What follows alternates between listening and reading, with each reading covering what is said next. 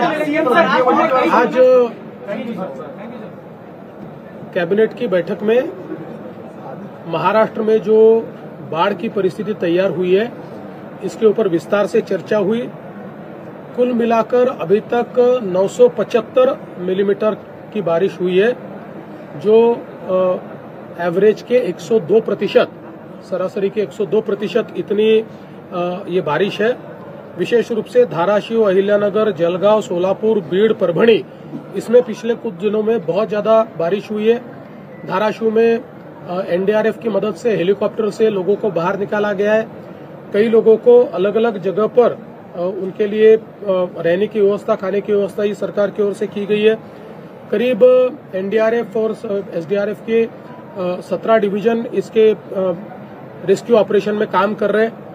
इसके साथ साथ हमने ये तय किया है कि किसानों को तुरंत मुआवजा भी दिया जाए।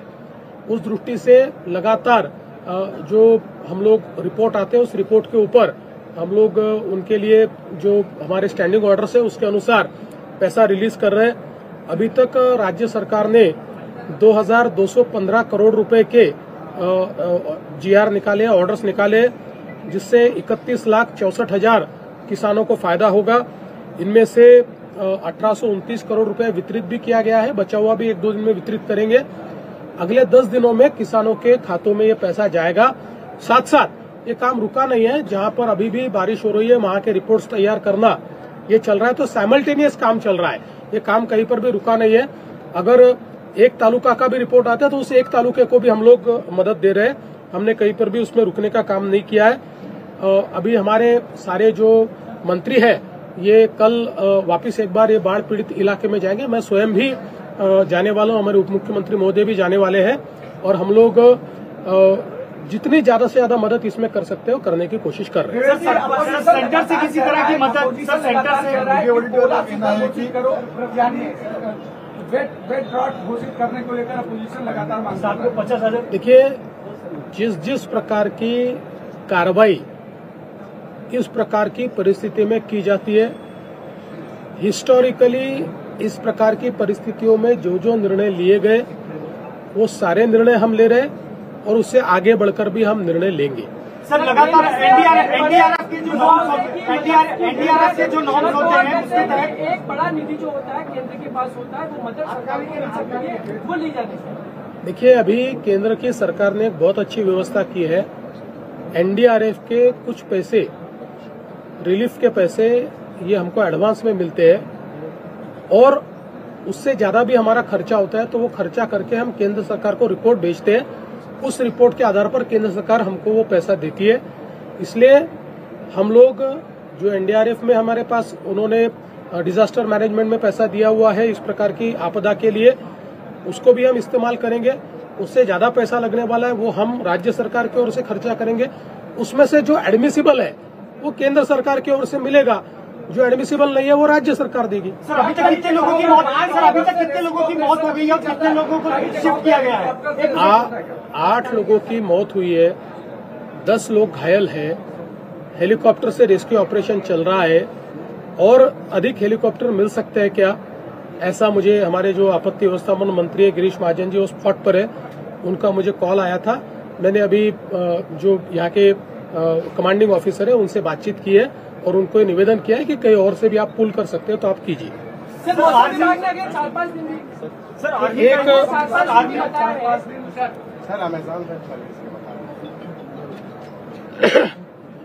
साधारणपणे पाऊस जो आहे तो अजून चालूच आहे। विशेषतः असं लक्षात येते की कमी दाबाचा पट्टा पुन्हा तयार होतोय। हा जर पट्टा मॅच्युअर झाला तर 27-28 तारखेकडे पुन्हा एकदा अतिवृष्टीची संभावना आहे। त्यामुळे त्याची काळजी प्रशासनही घेईल, शेतकऱ्यांनीही जी काळजी घेता येईल ती काळजी त्या संदर्भात घेतली पाहिजे, अशा प्रकारचं आव्हान आमचं आहे।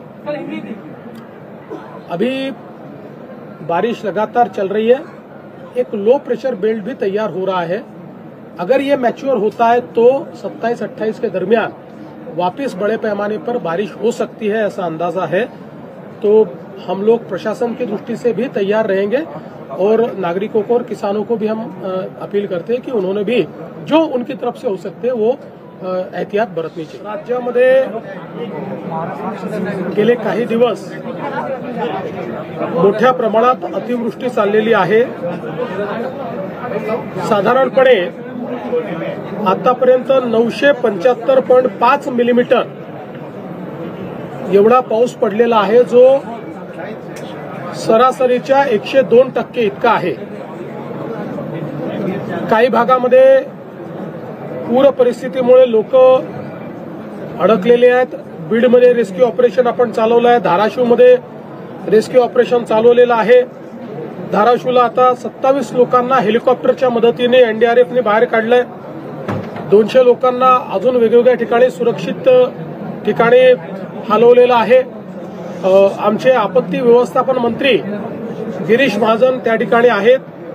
त्यांनी ऍडिशनल हेलिकॉप्टरची मागणी केली आहे। तीही मी जी काही आपले मिलिटरी आहे त्या मिलिटरीशी बोलून अजून कुठून आपल्याला ऍडिशनल हेलिकॉप्टर आणता येतील का अशा प्रकारचा प्रयत्न देखील चाललेला आहे। विशेषतः गेल्या काही दिवसांमध्ये अहिल्यानगर, जळगाव, सोलापूर, बीड आणि परभणी या भागामध्ये अतिशय मोठ्या प्रमाणात अतिवृष्टी झालेली आहे। जवळपास यामध्ये 8 जणांचा मृत्यू झालेला आहे, 10 जण हे जखमी झालेले आहेत।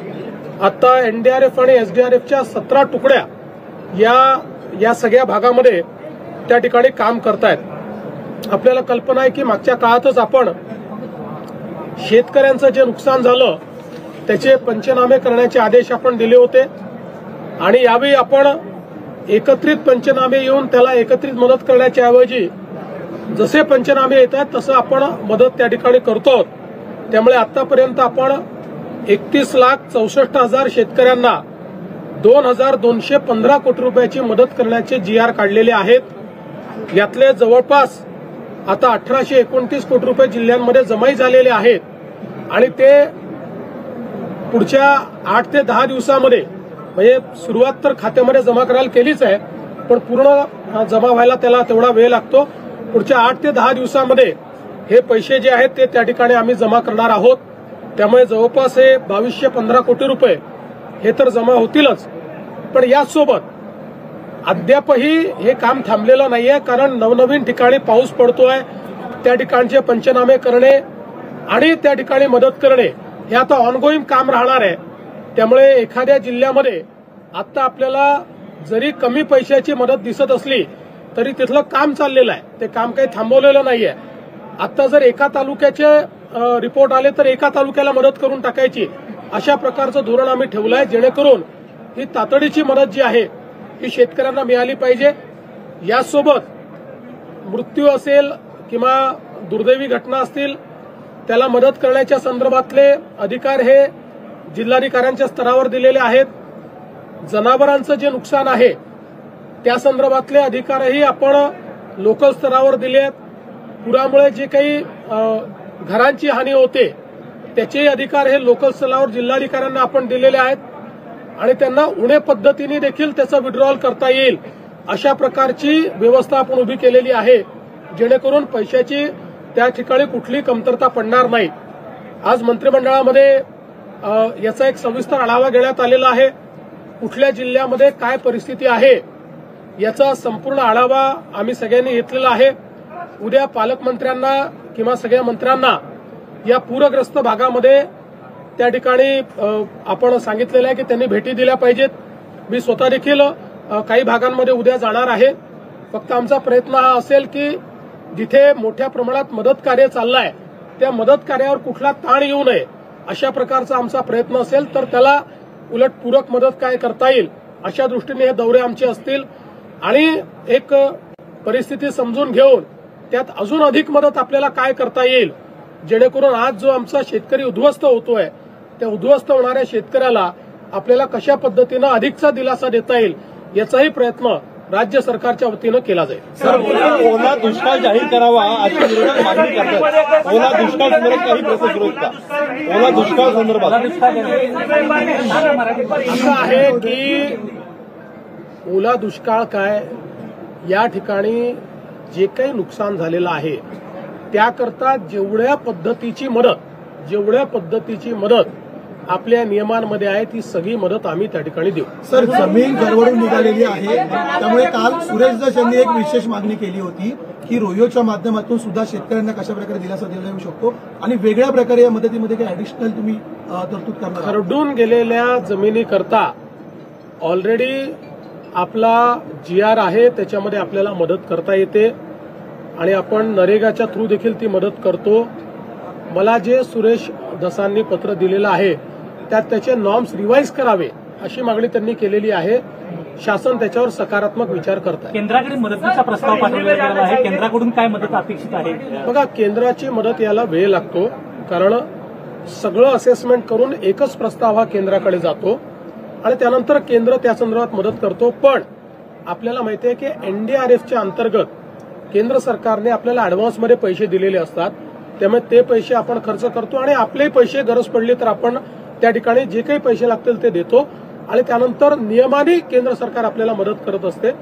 त्यामुळे केंद्र सरकारची मदत निश्चित घेऊ, ती मदतही मिळेल, पण त्याकरता राज्य सरकार थांबणार नाही. आपल्या शेतकऱ्यांना तातडीची जी काही मदत याच्यामध्ये करता येईल ती सगळी आम्ही करू. सरकारने आज एक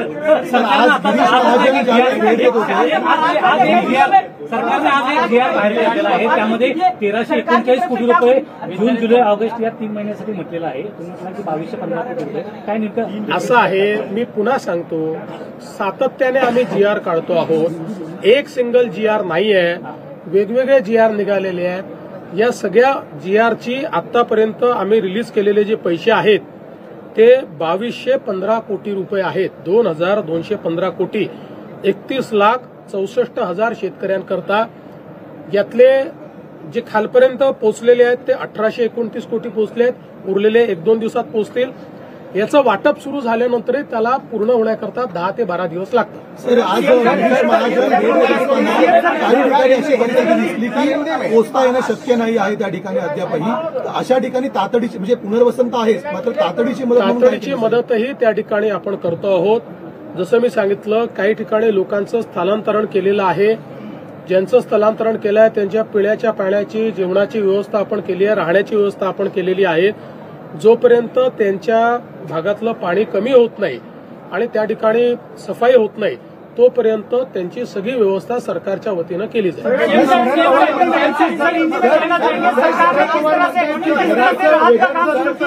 शरद पवारांचं म्हणणं आहे जनावरांचं मोठ्या प्रमाणामध्ये नुकसान झालेलं आहे, घरांचं नुकसान आहे, शेतीचं वेगळं नुकसान आहे. अशा वेगवेगळ्या पद्धतीचं वेगवेगळं नुकसान भरपाई देण्यात यावी असं म्हणणं. नाही, बरोबर आहे, त्यांचं म्हणणं कुठेही चूक नाही. वेगवेगळीच नुकसान भरपाई आपण देतो. म्हणून मी सांगितलं की आपण ऑलरेडी सगळ्या कलेक्टरांना घराच्या नुकसानीबद्दल त्या ठिकाणी अधिकार दिलेले आहेत, जनावराच्या नुकसानीबद्दल अधिकार दिलेले आहेत. त्याचं स्टँडिंग ऑर्डर आपण काढलेला आहे. त्यामुळे तसं असेसमेंट घेऊन जिथे घर पूर्णपणे गेलं असेल त्याला किती पैसे द्यायचे, पार्शली गेलं असेल तर किती द्यायचे, जनावर वाहून गेलं असेल तर आपण किती द्यायचे. त्यातही आता पूर्वी आपण असं म्हणायचो की ते पोस्टमॉर्टमचा रिपोर्ट वगैरे पाहिजे, पण वाहून गेलेल्या जनावराचा पोस्टमॉर्टमचा रिपोर्ट मिळत नाही. त्यामुळे ते जनावराच्या संदर्भात आपण त्यांनी लसीकरण केलं असेल तर लसीकरणाची पावती त्यांच्याकडे असेल त्याला आपण प्रमाण मानू. काही ठिकाणी ग्रामसभेने किंवा सरपंचांनी किंवा जो ग्रामसेवक आहे त्यांनी सगळ्यांनी मिळून जर सर्टिफाय केलं की याच्याकडे जनावरं होती आणि ही वाहून गेलेली आहेत तर ते देखील आपण मान्य करू. अशा सगळ्या प्रकारच्या शिथिलता आपण आणतो. त्यामुळे घरांकरता, जनावरांकरता आणि शेतीकरता वेगवेगळ्या प्रकारची नुकसान भरपाई देण्यात येणार. या पुरामुळे अनेकांचे संसार जे आहेत त्यांना खाण्यापिण्याची काही व्यवस्था आलेला आहे. नवरात्रोत्सवाचे संसार उघड्यावर पडलेले आहेत, त्यांना खाण्यापिण्यापासून तर अगदी त्यांच्या काय वस्तू लागतात आहेत त्याची काय आपण व्यवस्था करू. असं आहे की पूरग्रस्तांकरता ज्यांना आपल्याला स्थलांतरित करावं लागलंय त्यांच्याही करता आपण व्यवस्था केलेल्या आहेत. जे स्थलांतरित झाले नाही पण ज्यांच्या घरी नुकसान झालेलं आहे त्यांनाही आपण स्टँडिंग GR कडून मदत करतो. नवरात्रोत्सव सुरू आहे, बऱ्याच वर्षानंतर असा पूर परिस्थिती महाराष्ट्रात उद्भवली आहे. गणेशोत्सव मंडळ असतील, नवरात्रोत्सव मंडळ असतील, सामाजिक संस्था असतील, त्यांना काय आवाहन कराल? कारण कोल्हापूरमध्ये आपण अशा प्रकारच्या मदतीचा मला असं वाटतं की शेवटी अशा परिस्थितीमध्ये समाजातल्या लोकांनी मदत करणं हे देखील महत्वाचं असतं, संस्थांनी मदत करणं देखील महत्वाचं असतं. त्यामुळे ज्याला जे शक्य आहे त्यांनी ती मदत केली पाहिजे. पण सरकार मात्र कुठेही मदतीमध्ये मागे राहणार नाही. साहेब, उद्धव ठाकरे म्हणतात की मराठवाड्याला सापत्य वागणूक दिली जाते. कुठलेही मंत्री असतील, मुख्यमंत्री असतील, ते अद्याप मराठवाड्याकडे फिरकले नाहीत. केंद्राकडून एक 10,000 कोटीची मदत दिली पाहिजे. पहिल्यांदा तर जवळजवळ सगळे पालकमंत्री आपापल्या क्षेत्रात जाऊन आले, मराठवाड्यात जाऊन आलेले आहेत आणि उद्या देखील जाणार आहेत. मी स्वतःही जाणार आहे. आता खरं म्हणजे मला याचं राजकीयकरण करायचं नाही, पण अशी मागणी उद्धवजींनी करणं हे किती हास्यास्पद आहे. कारण त्यांच्या काळामध्ये ज्यावेळेस अशा प्रकारची घटना झाली होती त्यावेळेस लाल कार्पेटवर काय झालं होतं मला आता त्याच्यात जायचं नाहीये. पण ठीक आहे, त्यांनी राजकारण करू नये अशी माझी अपेक्षा आहे. लोकांना अशा काळामध्ये राजकारण अपेक्षित नसतं. सगळ्यांनी मिळून लोकांना मदत केली पाहिजे. पण दुर्दैवाने आपल्या राज्यामध्ये काही पक्षांना प्रत्येक गोष्टीत राजकारण करायचं असतं. त्यामुळे मी त्यांच्या राजकारणाकडे लक्ष देणार नाही. यामध्ये जी काही मदत आहे ती आम्ही करू आणि केंद्र सरकारने मदत करेल.